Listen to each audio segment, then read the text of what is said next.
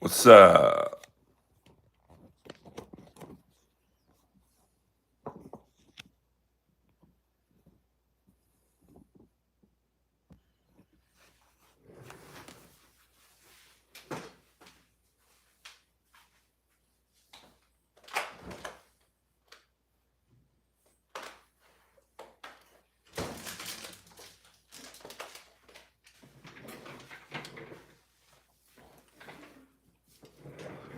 Let me eat my protein bar off camera.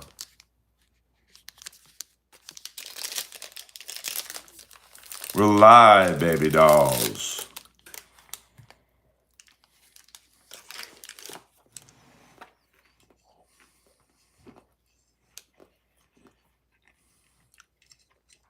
I don't like to eat on camera.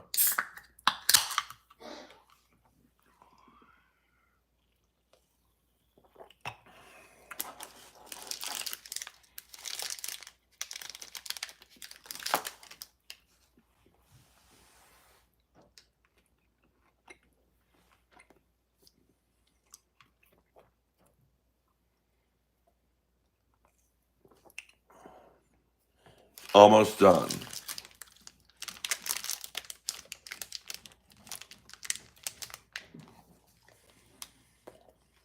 That's right, William.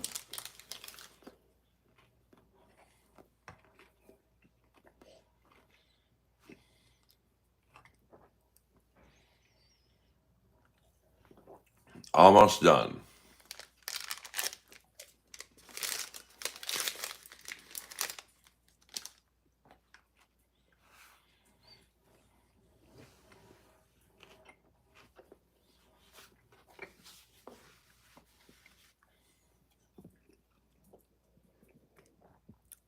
Fuck yeah.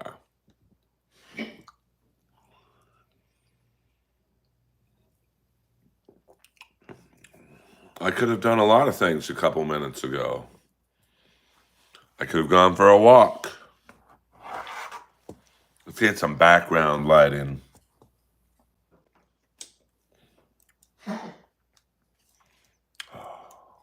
That's a little too bright.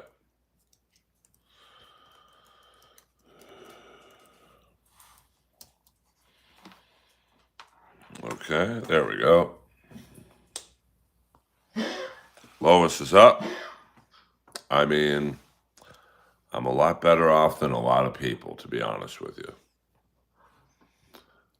Not that windy today in California, so why not?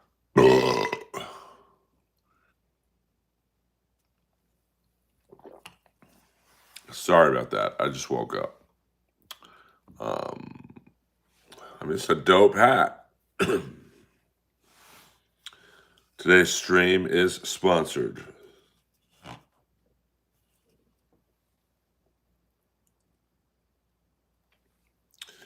I don't know Tom that well, but I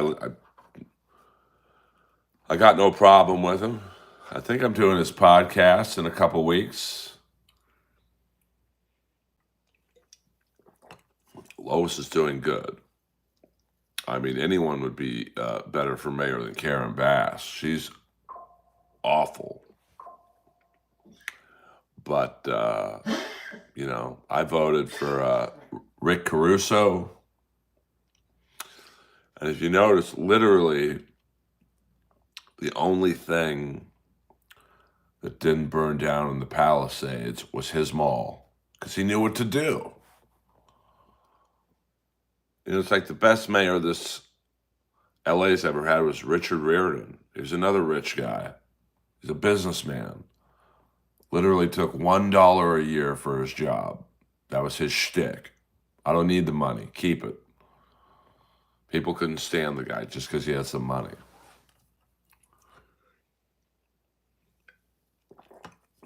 So, you know, now we got to deal with Karen Bass. She's completely clueless. I bet her house is still standing. Newsom he did that publicity shot the other day, or it was last night, where he's directing the firefighters. He's like, That guy's pure evil. Good evening, ACDC. And Newsom's going to be the next president. Trust me, I speak from firsthand experience of how he runs the state. It ain't going to be pretty.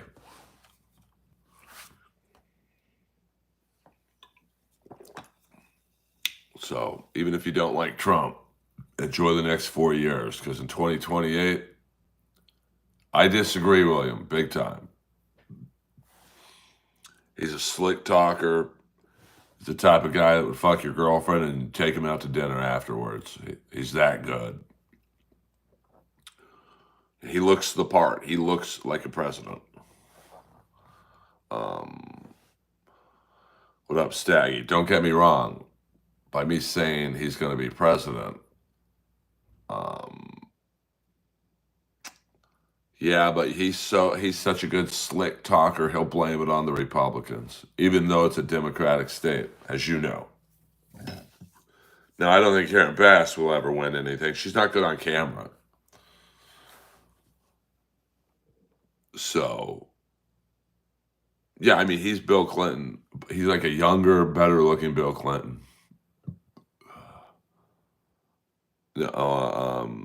Fat James, a Fat James reference can always be welcomed in the Earl world. Thank you very much. Because I'll guess the Republicans will. See, I think they are, William. I mean, I hope, don't get me wrong, I hope you're right, I hope I'm wrong, but he is a politician, man. Like, if they made a $6 million man politician, Gavin Newsom would be built. No, my voice is good. I mean, like, I'm not sick, you know. I mean, the air quality definitely is brutal, no doubt about that. If you're hearing anything in my voice that I don't hear, but you hear it, it's absolutely the air quality. I mean, it's brutal. Like, I got to walk Lois after this stream, and Daryl with a nice American Psycho reference. And he didn't even have to give the Mater D head. That's funny, man. Daryl, can I have that? Like, that's funny. No one is going to get it if I do it on stage, but that's funny. Oh, really? Well, Calrissian, did he survive the hyperchamber? Well, then I'll do this for you. You know, I don't usually do impressions, you know. EA Sports. It's in the game. I mean, that guy's got to be making some money, honey.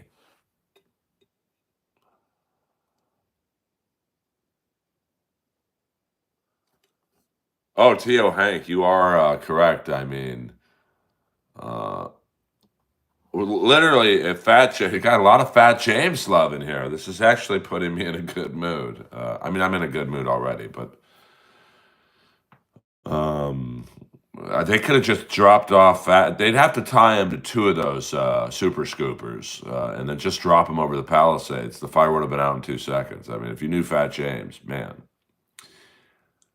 Fat James, I'm sorry. I saw American Psycho in the theater, so I'll get to that story in a second. But Fat James was a comic in LA. It's actually kind of a sad story if you know the real story. He was a Marine, you know, great guy. I mean, he wasn't a great comic, but, you know, it's not like I'm fucking considered George Carlin either. And he walked in on his girlfriend cheating on him, and he just couldn't take it mentally. So he ballooned up to like 4 to 500 pounds. I mean, he was a big, big fucking guy. And he ended up dying of bone cancer. Only guy, bone cancer is pretty brutal. Like, once you get it, you just shrink to a skeleton. He got fatter. It was unbelievable.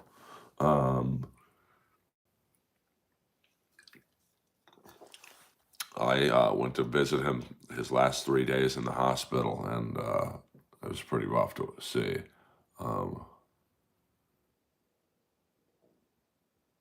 Yeah, I mean, the scams are going to start. The rental homes, the Airbnbs. Um, your hair poofs out the hat like Mark Zuckerberg on Joe Rogan. Well, I mean, what can I say, man? I mean, it's tough, SK. Um, it's not. I mean, I'm fine. Now, my sister was in the middle of the Sunset Hollywood fire. She's fine. Um, but a funny story: when I saw American Psycho in the theater, me and my buddy Eric, we had struck out. We saw it in Westwood, which was a big deal to see a movie there at one point. It was before Netflix and chill, and all the super malls were really pumping out here. Westwood was the place to see a movie. And we had got a lot of college bars there too. So we were about, let me see, this is when American Psycho came out, 2000. So I was 32. Eric was probably 26, 27. But the college bars, it was loaded with hot girls. I mean, loaded with hot girls. So we had struck out, and um, we just started walking around. We went to, I think it was at the Man Bruin, if you're familiar with Westwood, which most of you probably aren't. Man Bruin's still there, I believe. And American Psycho, let's go see this movie. And that's one of the funniest movies I've ever seen live, because at that, okay, well, Big Sexy, you don't have to watch the stream, baby. Comedy is subjective. So, although I would love to say, "Oh my God, Earl Skakel, you're the funniest guy on planet Earth," uh, you don't think I'm funny? Don't watch the stream. It's really that simple. Now, I hear the book's crazy, but I've never read the book. Um, so, but I think the first scene where we really started laughing. I mean, I laughed out loud during the Huey Lewis scene, because you didn't really see it coming, where he's like talking about Huey Lewis and the intricacies of the songwriting. And then he walks over, hits play, and Susu Studio starts. And it's just like fucking, and like he's going like this. So I think it's one of the funniest movies I've ever seen, unintentionally. And the gay guy was so funny, Matt Ross. He's in a lot of things, but he'll always be Lewis from American Psycho. It's all good, Dr. Nova. And I've always wanted to do a parody of the business card scene, but with dick pictures. So of course you couldn't show the pictures, but like I think that would like go viral. I just don't have six of my guy friends who I could rely on. I mean, the only part of the movie I don't like is when he kills the dog in the alley. And that was my guy from The Wire. I forget it. Reg Cathy was the actor. He's passed away, but like when he looks at the homeless guy, he goes, "You get fired from your job? Insider trading? Just kidding.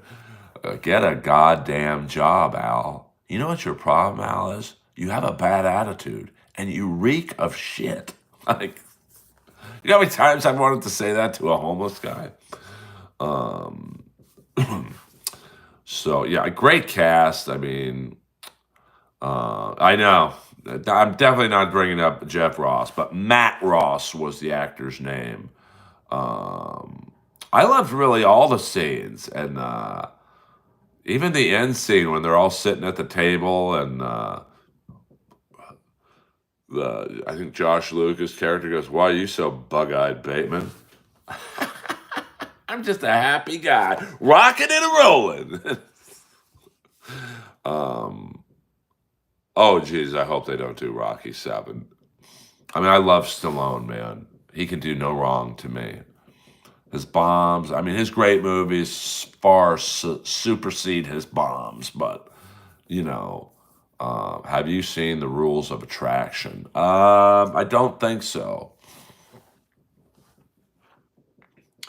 But just because here's the thing, and it's why American Psycho hits home to me so much. Those were my friends. Like Eric, the guy I saw the movie with, he was basically the Patrick Bateman character. Like he got more puss than anyone I've ever met in my life. And I'm talking, I've met Vince Neil. Um, and it's hard to like explain that group in American Psycho are the guys who got me into comedy, and that's how that group lived. I mean, they were all agents and managers. They all partied hard. They literally, I've told the story before. They would work like, in Hollywood, if you're an agent or a manager, you hey Patrick, is that an axe? Yes, it is. Um, you get up at, you have to be up at like 5 a.m. to deal with your New York clients who are obviously at 8 a.m. They're getting up, reading scripts, and you got to stay up late for your West Coast clients. So you're literally, thank you, Chris, very much. Um, uh, I don't know. I don't think Jeff would let me in anywhere, but let me finish the story about the agents and managers. So, they work literally 15-hour days. I mean, 15-hour days, if you're like an up and coming agent or a manager or even an intern, you are working 15-hour days, maybe longer. Because then after work, you got to go to a movie premiere, a TV show taping where your clients are at.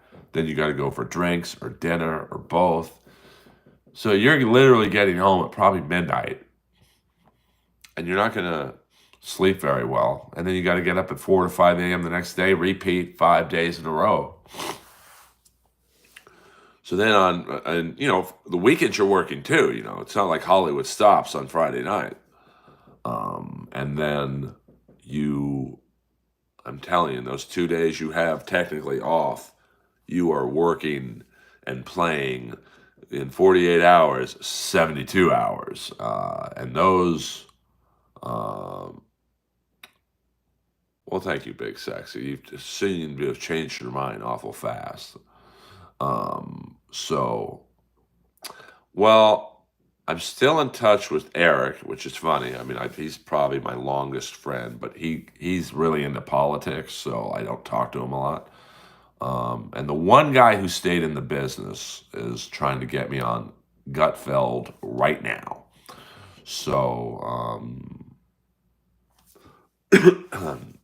it's, and then the others, from that American Psycho group of friends that I have, I'm falling in love with you. Well, I'm assuming you're a dude, so that's just my luck. Um, I mean, it's hard. You can't really offer people a job in this business, especially if you are an agent or a manager. You can get someone to audition for the job, but it's tough. It's just not the way the business works. Unless you're like a super, super, super agent, and you rep Leonardo DiCaprio, he doesn't have to audition. But I'm certainly not in Leonardo DiCaprio's stratosphere. Um, yes, I get that a lot. Thank you. Well, welcome. Subscribe if you may. Did one of your and in terms of Jeff Ross inviting me into the super tunnels, I don't think Jeff would ever be nice to me again. But that's okay. I don't want him to be nice to me.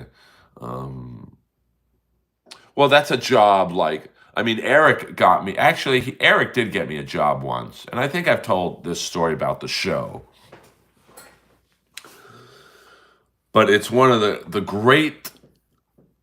I don't even know if I'd say one season wonders because they didn't even finish the first season. But The Fifth Corner, which was a show starring Alex McCarthy, who, if you are familiar with the Heat, basically prequel LA Takedown, Alex McCarthy, I believe, played the De Niro part.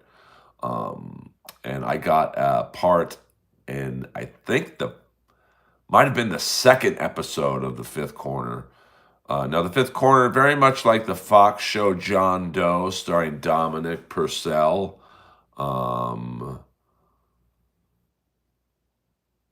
and thank you, Spaz. I do have the subway joke out in a few different shows. Well, if you remember LA Takedown, and he was also in the Madonna video as like the sexy mechanic. The Fifth Corner debuts the week before we invaded Iraq. What was that, 91, 92? I think it was 91 maybe. And, or maybe it was early 92. And I remember I was in the scene in the Italian restaurant with Frank Stallone, was the big guest star on the show that week. And it was a Friday night show, which, Friday night shows are feast or famine. No, it was not Erica Ligney, please. If I was relying on Erica Ligney for help in Hollywood, outside of getting me a Brody shirt and a large, I'd be in big trouble. So the episode 1, the pilot episode, does very well. And then you talk about bad luck, just the worst luck. Episode 2 is preempted, I think, the day we invaded Iraq. So, and then like the next 2 weeks, there was obviously all coverage, like the fire coverage now, but for that, of us invading Iraq.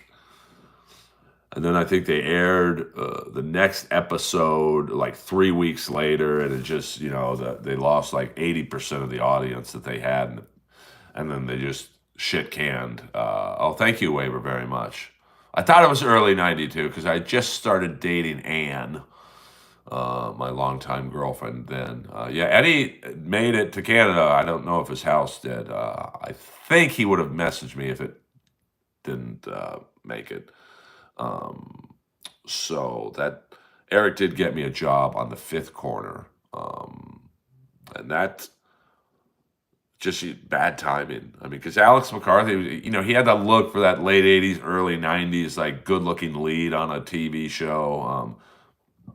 And it was very much like John Doe. I forget the exact premise of the Fifth Corner, but I think he was an assassin, and he forgot who he was. And so the whole idea of the show is each week he's trying to...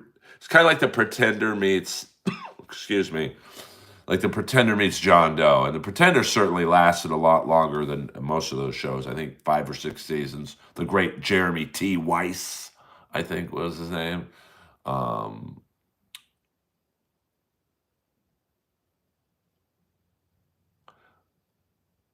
I mean, I wish it was that easy, Spa. I do know the king of Australian comedy promotions, um, and he's always said, "Come and I'll help." But I want to wait till I'm a bigger name, which may never happen. To be honest with you, I know, bro. But if I go like this, I ain't reading one chat, whether even a super chat I couldn't read, even a super chat.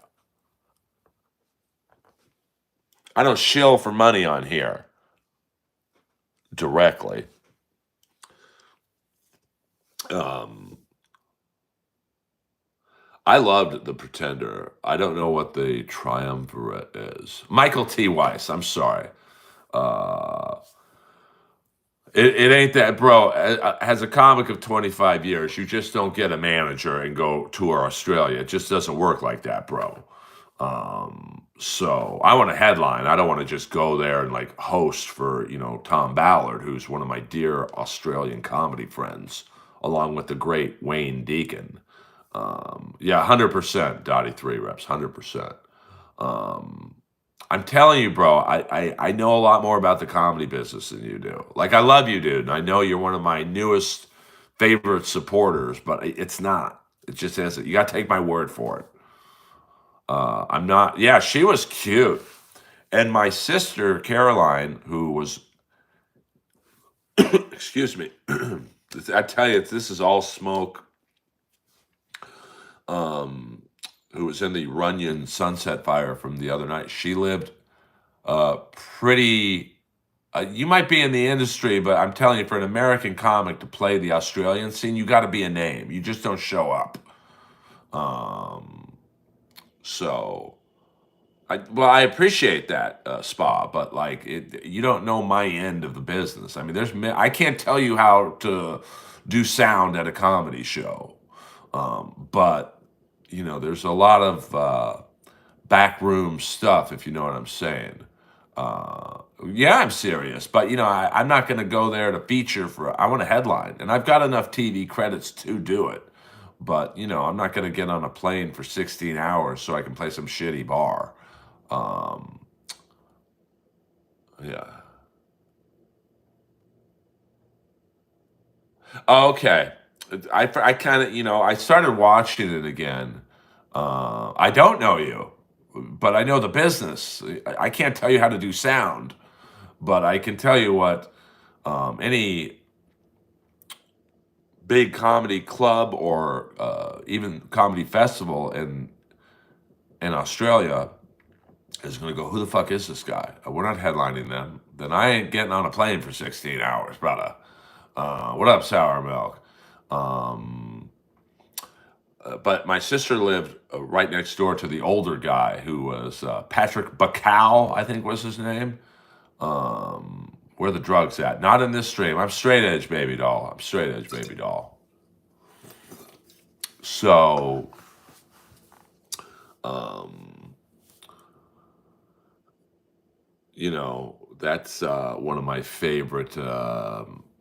I mean, 5, 6 seasons is a good run. I mean, it had a slightly longer run than Millennium. Um, yes, Kip Smith. I mean, set it up, baby. If you say, "Hey, Earl, here's what I found out. Here's what I can do for you," I'm all ears. Hit me up on Instagram. Yeah, Patrick Bacow is like a definition of a. I know that guy's face, but I don't know the name. Um, but a show like The Pretender, and I was sad John Doe didn't get a longer run. It had William Forsythe, um, um, the girl Sprague Graydon from Sons of Anarchy. She played Opie's wife. If you don't know who she is.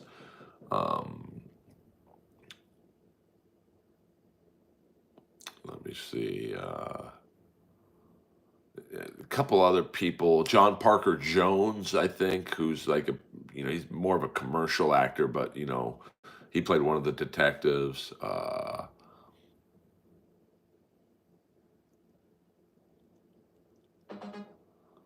Yeah, I mean, Spa. I'm familiar with both, to be honest with you, but um, like I only like they would headline someone like, say, Tony Hinchcliffe, who's obviously a name now because of Kill Tony. But I'm not going to go to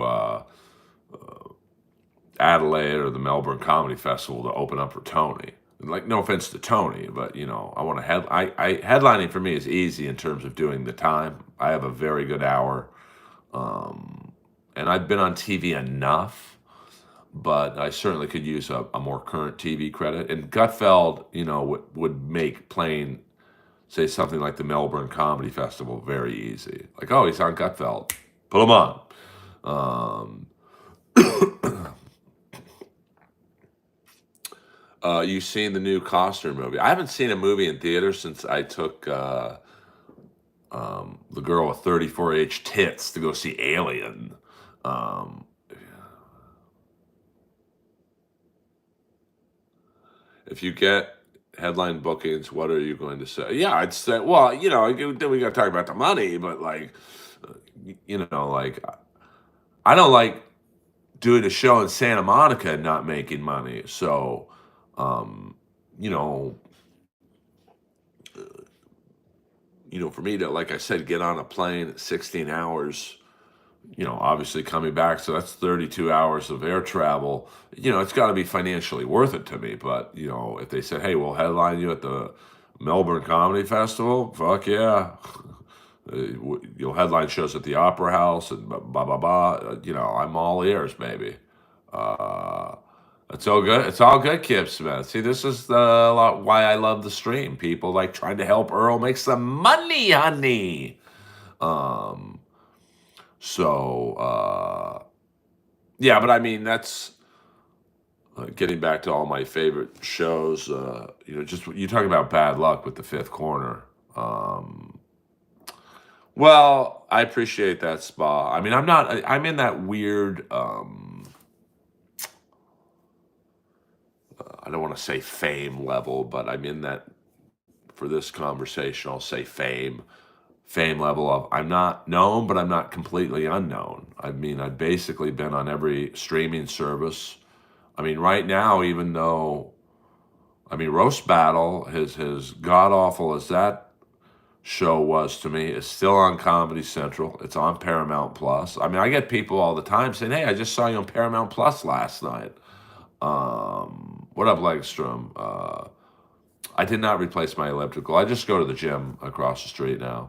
And you know, the Jellies is on 3 different networks: HBO Max, Cartoon Network, Adult Swim. Thank you, Adario. Adario is the best, very funny comic from Los Angeles. Um, so, you know, right now, for a guy who's not on a current TV show, I'm on like 5 different networks. Not that's not even counting Real Rob on Netflix. So, um, I preferred Millennium as well. I mean, I listen. I did like the X Files. I love Mitch Pileggi. I love Terry O'Quinn, who I first saw in Miami Vice, like I think like season 1 or something. Um,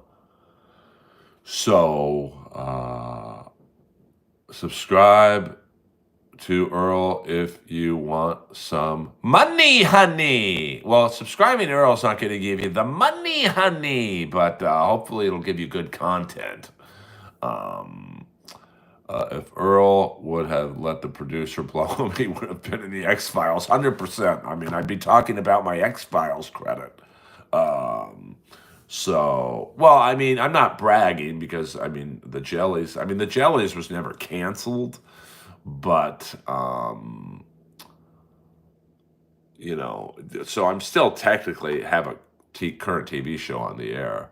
Uh, yeah, but Super Slav, I don't know what you look like, but being an ugly person is actually beneficial in acting because you need a good, you can't have every person in a TV or movie be super good looking. You got to have the fat friend or the loser who's what was I watching? The new Dexter, and it's a very good looking cast. You Patrick Dempsey, and but there's a scene where the Dexter's sister is pawning off her mom's earrings, and they go into a pawn shop in Miami, and the pawn shop guy is like some fat, bloated, balding character actor. Like you couldn't have like a super good looking guy being a pawn shop goon. Um, so if there had been oil, oh my God, there would have been oil in that Amazon deal. But it's funny. Yeah, Booger from Revenge of the Nerds. If you look at hell, even the cast from Predator, although that's a fairly attractive cast. I mean, there wasn't really anyone ugly in that movie, but it was a very interesting group. I mean, you had the nerdy guy and Shane Black. Of course, he wrote the movie. Richard Chavez is a good-looking guy. Jesse Ventura, great body. Sonny Landham, a beautiful black hair, good body. Carl Weathers, great body. Bill Duke, interesting. I mean, I don't know if I would say Bill Duke is attractive per se, but he's a good-looking black dude. And the girl's pretty. I mean, you did like the guy who played the general in the very beginning of the film. The guy, the old guy, R.G. Armstrong, looking good, Dutch. He was like an old weather, overly tanned, 70-year-old. You needed a guy like that. You couldn't have some super good look. You couldn't have John Stamos be the general. So. The guy. Let's be honest. Shane Black wouldn't have been in it if he didn't write it. I don't know. I mean, I don't think Shane Black was an actor, so you're probably right on that. But he fit the part. I mean, I'm sure he was a practical joker, and that's what you needed. He was going to get killed pretty early in the movie, so that was a very unrisky part. It's like me on I'm Dying up here. Am I the greatest actor? Probably not, to be honest with you. But, when they saw me at the Comedy Store one night, late night, the main writer of I'm Dying Up Here was like, "Can you just act like you were that night we saw you?" So, I mean, Shane Black is like he's like the Desmond Child of action movies. Lethal Weapon's a great movie. Is it the most inventive movie ever? Not really, but it's perfect for that time. And some of the other movies he's written were very good. Um, he kind of lost his way when the CGI movies came into play. But I mean, Predator, are you acting in the jellies? I mean, I guess I am. I mean, I had to act with Phil Lamar, who's like a voiceover god, and I had to act with AJ Johnson, who played my wife. She's a very, very well established black actress, and probably the only person that I had experience over in the jellies was the girl who played my daughter, Kylo Kish. She's like a very well-known rapper. Um, stand-up's harder than acting because you look at the movie Predator. Let's use Shane Black as an example. Was no her name's there's two AJ Johnsons. Angela Johnson, not the girl who does the nail bit. Um, but stand up, like if you look at Shane Black, was he the greatest actor? Probably not. But he was in a movie with Schwarzenegger, who's an established actor. Bill Duke's an established actor. Um, obviously Carl Weathers is an established actor. Sonny Landham, not necessarily an established actor, but had been in enough films to know what he's doing. Richard Chavez, an established actor. R.G. Armstrong, a very established actor, although I don't think Shane Black and him had a scene together. So it was a safe play putting Shane Black in the middle of all these established actors. Um, I mean, I am genuine because my stand-up, uh, you know, yes, yes. She's a black actress. I don't know how old she is, probably in her 40s. She was awesome. And I've told the story. I mean, I'm an established actor more than most. I mean, I don't think anyone would see me uh, on screen and go, God, this guy's an amazing actor. But I tell you what, um, I mean, I got too much on my mind to worry about Albania. I would consistently at the I'm Dying Up Here table reads get the biggest laugh because I had one or two lines, so it was impactful. I remember on the last episode we ever shot, I think I had maybe three lines in it, but my last line was when Santino is giving us the strike speech at the restaurant at Cantor's. And man, did they make this set look like Cantor's. I'll see you, Kip. Um, yes, it is. The Jellies is an Adult Swim. HBO Max as well. Maybe you could watch a little AEW and then watch the Jellies. And Santino's good. Like, Santino's an actor. He gave like this impassioned 5-minute speech.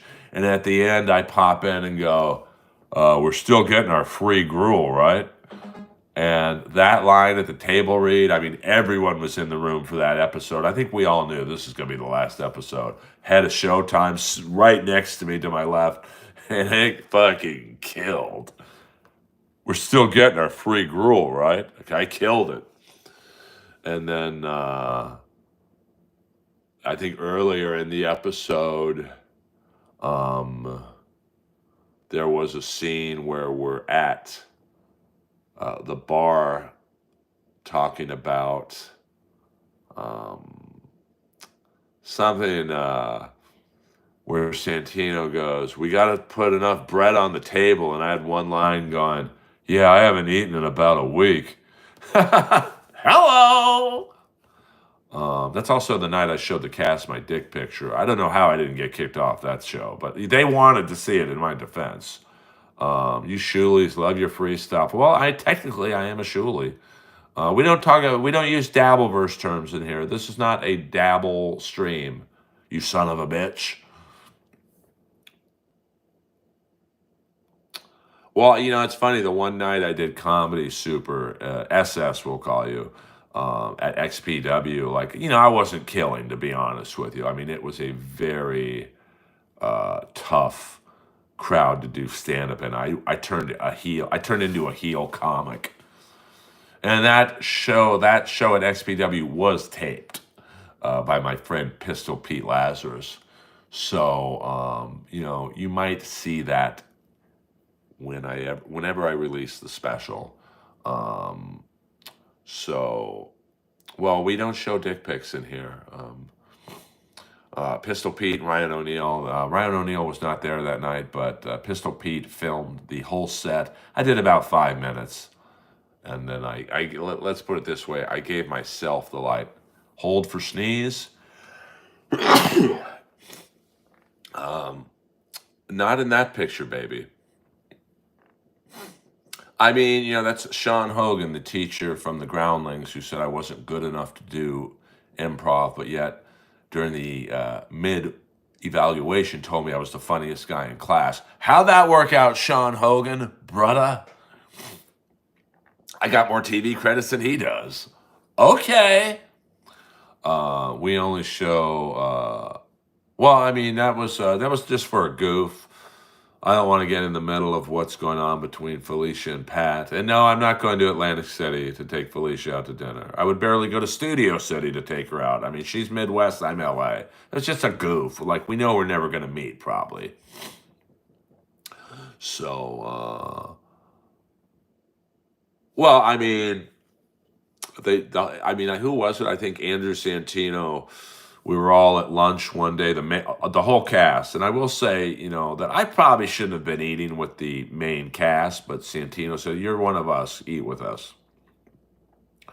Because me and Santino, we didn't start together, but when he was first making his come up in the LA scene, we did a lot of shows together, and so I think he always, I don't know, even though I'm older than him, he looked at me as like a little comedy brother, and.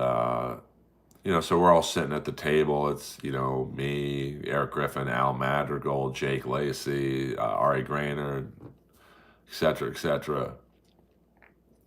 And Santino just looks at me and goes, "Show them the pic."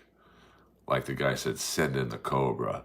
And I'm like, "I don't think so, dude." And all the girls are like, "What pic?" I'm like, this is right in the middle of the Me Too and Time's Up stuff. So I'm like, I'm literally the first person fired off this show under the best of times.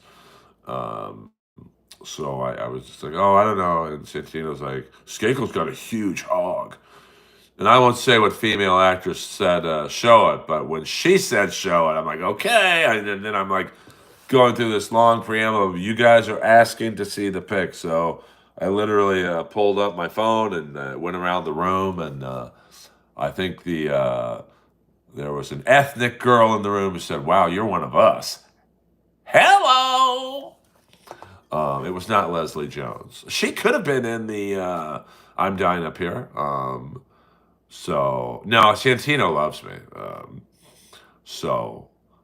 That is. No, this isn't Gino Bisconte wet short. We're not going to do that in here. But, I've got 40 people in here right now. That's a lot of people for me. I mean, I can't confirm or deny that. I was on no TV show in 2008. I can assure you of that much. Ari was great. Has Leslie Abramson in the Menendez brother thing. Would you ever go on Santino's podcast? Yeah, if he would ask me. He don't like me that much. I mean, that would help me. And that would probably help get me on Rogan. You do one of those popular podcasts and, you kind of get in the loop.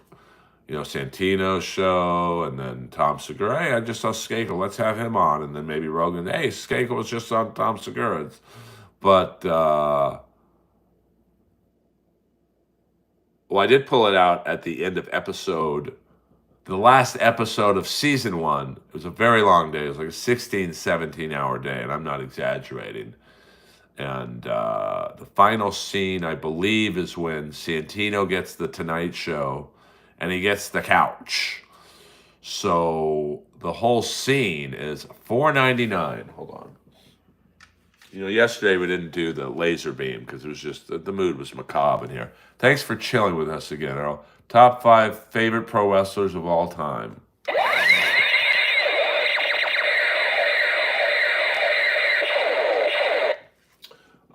I would say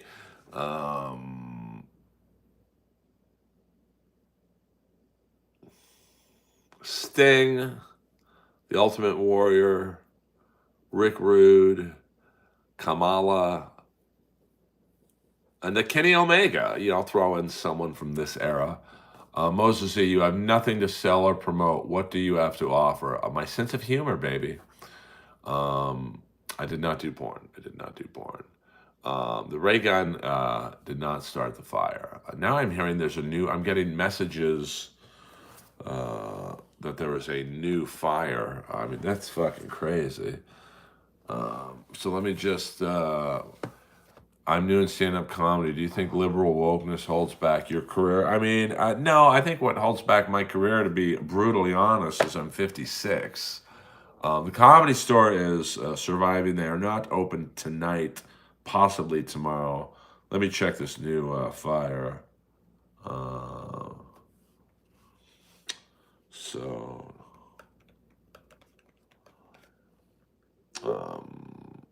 hold on. Get in. Just answering someone who sent me something that's new fire that's somewhat close by my sister. I mean, not really, but close enough to be like, Los Feliz. So those are my 5 favorite pro wrestlers. So Moses, what do I have to offer?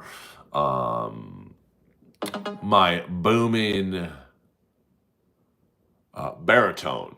So I'm always auditioning. I auditioned. I can't say the network. It's some real legal shit when you audition. You're not allowed to say for what network. But today I sent in a voiceover gig for a recurring character on a big network animation project. That's what I have to offer. And then you get more TV credits, and then you get to, like I was telling Spa, the more TV credits I have, I can go to a place like Australia and headline the comedy festival. So that's what I have to offer. Yeah, I mean, it's no joke. These fires, like the TV, it ain't capturing the damage, man.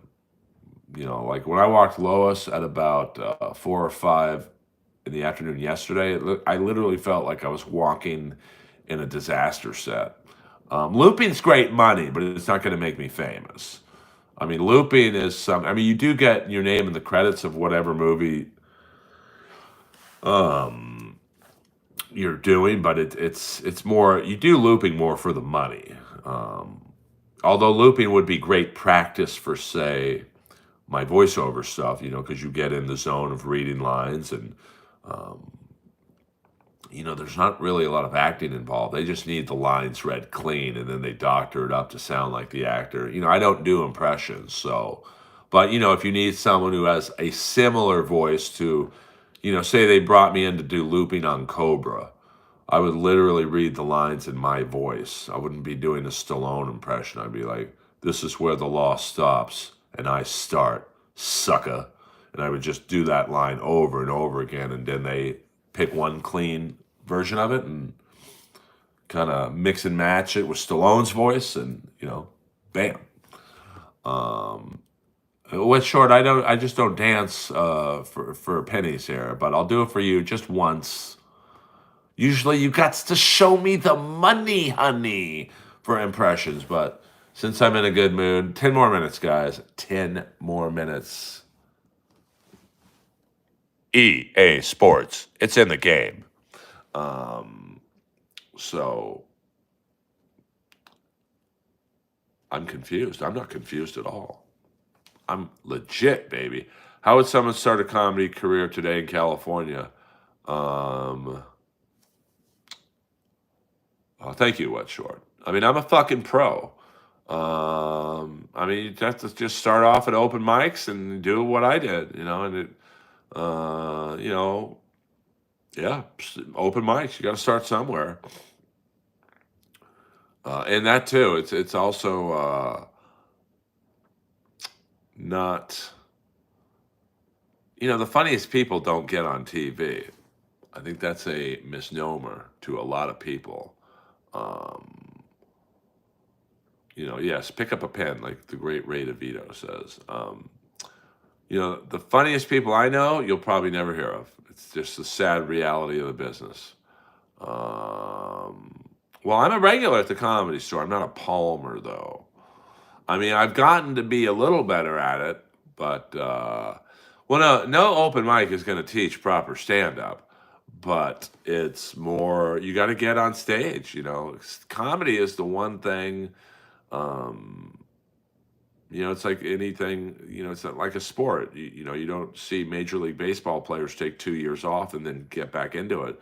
They play every day. They take batting practice every day. Tony Gwynn, batting practice every day for hours. You have to put in the work with stand up. That's what Brendan Schaub didn't do. Brendan Schaub might have been a funny comedian, but he didn't put in the work, which is weird because he came from a background of a sport where you have to put in the work. So, you got that right, buddy.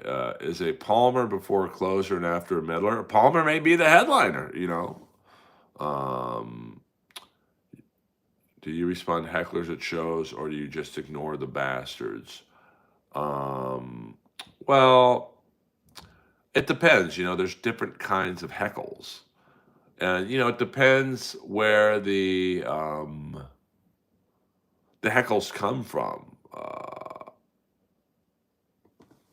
I've done a bumping mics with Dave Attell on stage.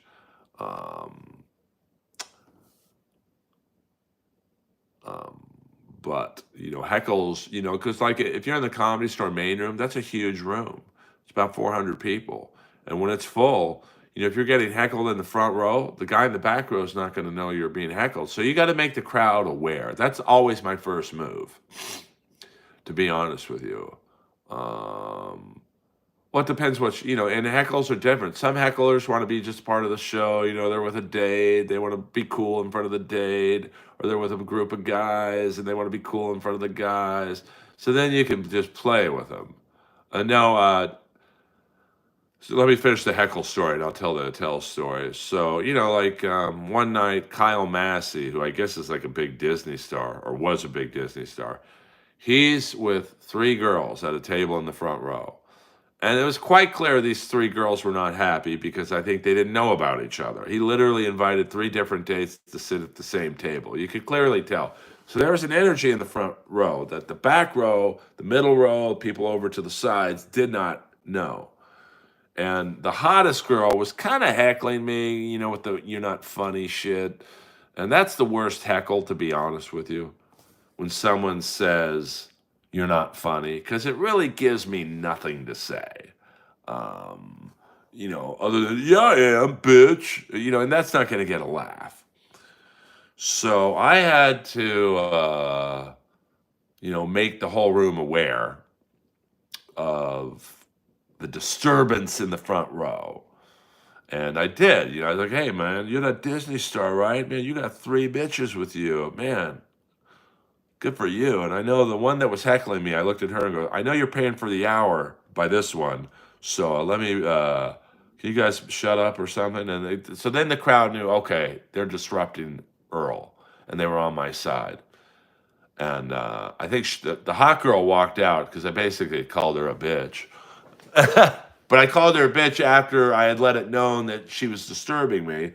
And the whole crowd applauded when she left. And Kyle Massey came up to me and goes, "You a funny motherfucker." But here's getting to that question of hecklers. And now, if I would have handled it like Michael Richards did and just jumped on this girl and called her a bitch and "fuck you, I'm funny, bitch," and all that, the crowd would have hated me. But I knew enough to turn the tide. so that the crowd would hate her. Now, my David Tell story is one night. Yeah, I was told before I was closing out the main room, 100% Ray. Hey, Earl, next time someone gives you a brutal heckle, tell them, hey, buddy, tell us how you really feel. Hello! Um, so I'm closing out the show one night in the main room, but the sound guy, Danny, is like, hey, David Tell might come. So if I say bring him up over the PA, you know what's going on. So I'm doing about 10, 15 minutes. And I thought, oh, Dave's not coming. And then Danny came over the sound microphone and said, hey, Earl, bring him up. So I said, ladies and gentlemen, I'm supposed to do a half hour tonight, but I'm giving my time to this next guy. You might know him. And Dave Attell walked out. And Dave's always been very nice to me. And he told me once I was the funniest part of Roast Battle. So one of the greatest comics of all time thinks that, but I still never got on the show again. And then I'm out in the patio, and Bruce Gray, a new paid regular at the Comedy Store, comes running up to me and goes, Dave's asking for you. And I didn't really want to go on again after Dave Attell. I'd done my 15 minutes. They'd seen me. And Dave Attell, they want to see Dave Attell do an hour or whatever. So I go on stage again with no mic, and Dave's like, get Earl a mic. I'm like, oh, fuck. We're going to do bumping mics with him. And I was so scared. And, I got a few laughs. I mean, I was a little, I don't really work with another party a lot. And Dave's a fucking pro. And so we did about 10 minutes of bumping mics, and then he left the stage. He's like, see you later. And so I had to do another 15 minutes after they had just seen Dave Attell. So that was my Dave Attell story. Well, Michael Richards Zoom said it the best. We'll do a couple more minutes, guys. Then I got to walk my baby. Dave is a great guy. And Michael Richards, he's a comic actor. So he's used to everything being in place. You can do Seinfeld. It's complete silence on the set. It's, okay, Michael, Jerry's going to say this line. Jason's going to say this line. And then you come in and go, whoa! And that'll get the big laugh. So it's bam, bam, bam, in complete silence. And then the audience sign says applause. They laugh. We go to the next scene. It's very structured. A sitcom like Seinfeld or any sitcom. Funny or not, it's very... see you, Chris. Thanks for coming in. No, there's some big dogs in my neighborhood. When I first moved here, like 21 years ago, there was a dude in the building across from me, some super rich guy. He had 3 Great Danes in an apartment. But, Michael Richards just wasn't prepared. He could have gotten out of that so easily. Because if you've been to the Laugh Factory, let's say I'm on stage right now at the Laugh Factory. Up there is where the heckles came from. In the Laugh Factory, there's a balcony, and it's surround seating. So the balcony goes all the way around in a square shape. So, those guys were heckling him, and he could have just looked up there and said something along the lines of, hey, you guys in the cheap seats, I can't hear you up there. That way he lets them know, or I should say he lets the audience know that those guys up there are heckling him and they're disturbing him. And then the audience turns on them, basically saying, hey, shut the fuck up. We paid to hear Kramer, not you guys. And then it's done. Bingo. It's that easy. But he did not do that. So, he said what he said. And personally, I thought it was the funniest set he's ever done. I mean, he's a horrible stand-up. But he was great on, like, Fridays. And he was very good in Miami Vice, the one episode. So he was in the episode where Bill Russell was a father of Bernard King. And there was, like, a gambling thing going on. It's not even the N-word that got him into trouble. That's the crazy thing. They did. I know a few people who were there that night.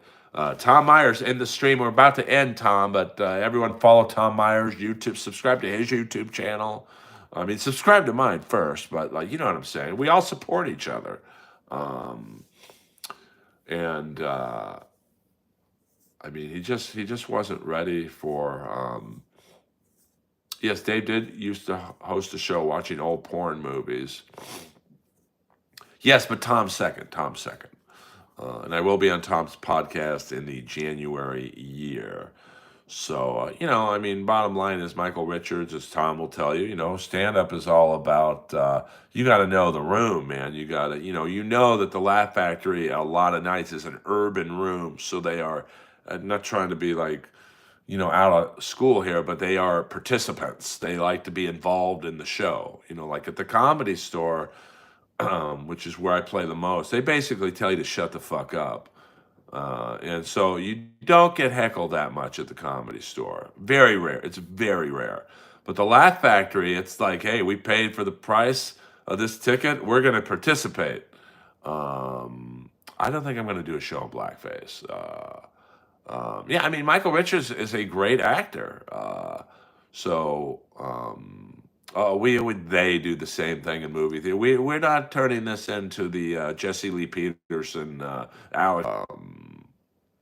You know, I'm getting some calls from my brother, which I think is something to do with my sister being close to the fire. So I'm going to end the stream now. I might come on later, but I will call you guys. I will call you guys. I got to call my brother now, to be completely honest with you. So I love you guys. Thank you for all checking in on me. Skakel, over and out.